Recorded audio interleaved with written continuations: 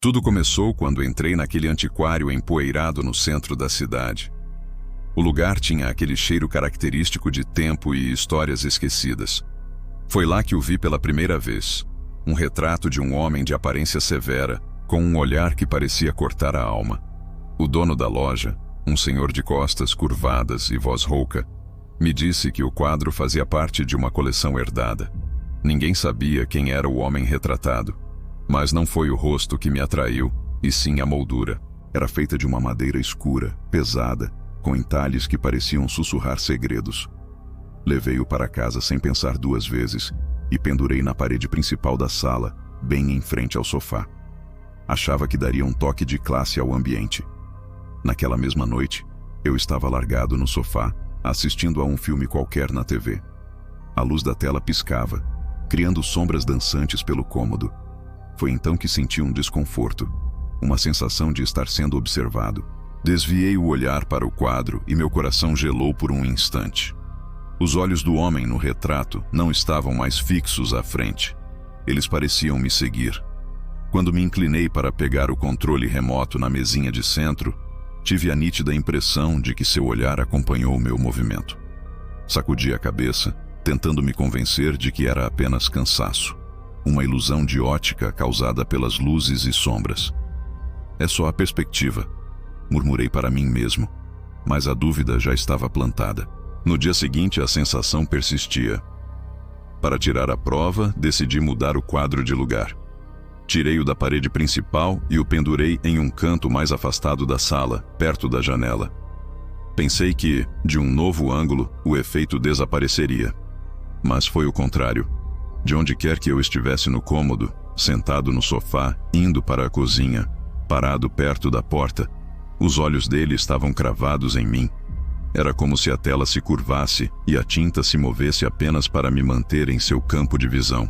O que antes era uma peça de decoração elegante, agora se tornara uma presença constante e inquietante dentro da minha própria casa. Eu começava a sentir que não estava mais sozinho, e a fonte desse sentimento vinha daquela figura silenciosa, presa para sempre atrás do vidro. A cada manhã, uma nova estranheza. O quadro parecia se alterar. Eram mudanças sutis, quase imperceptíveis, mas que alimentavam minha paranoia crescente.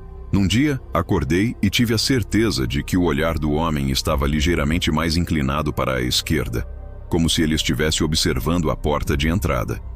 No dia seguinte, jurei que o tecido escuro do seu terno estava com uma tonalidade diferente, mais profunda, como se a sombra tivesse se adensado durante a noite. Eu estava enlouquecendo? Era o que parecia. Para não me deixar levar pela imaginação, decidi que precisava de uma prova concreta. Peguei meu celular e tirei uma foto do quadro, com o objetivo de usá-la como referência para comparar as mudanças nos dias seguintes. Assim que a foto apareceu na tela do meu celular, um arrepio percorreu minha espinha. A moldura estava lá, o fundo escuro estava lá, o terno estava lá. Mas o rosto não estava. No lugar onde deveriam estar os olhos, o nariz e a boca, havia apenas um borrão disforme, uma mancha escura e sem feições. Meu coração disparou. Levantei a cabeça bruscamente, olhando para a parede. Lá estava o quadro, perfeitamente intacto. O homem me encarava com a mesma expressão severa de sempre, com o rosto completo e detalhado. Não fazia sentido. Olhei para o celular, depois para a parede. A foto mostrava um vazio, mas a realidade mostrava um rosto. Minha mão começou a tremer. Movido por um impulso que não sei explicar, me aproximei e toquei a moldura de madeira escura. Ela estava quente, não morna, mas quente, como se a pele de outra pessoa a tivesse segurado por um longo tempo. Recuei, sentindo o medo se transformar em pavor. Algo estava terrivelmente errado ali. Eu precisava de respostas. A paranoia havia se transformado em uma obsessão aterrorizante. Decidi levar as coisas a um outro nível. Naquela noite, peguei meu celular novamente, mas desta vez não para tirar uma foto. Abri o aplicativo da câmera, ajustei para gravar um vídeo e apoiei o aparelho em uma estante, com a lente apontada diretamente para o retrato.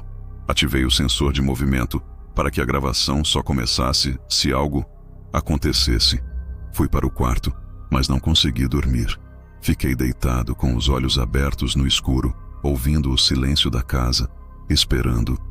O tempo se arrastou até que, finalmente, meu celular vibrou na mesa de cabeceira. Uma notificação. O sensor de movimento havia sido ativado às 3 da manhã.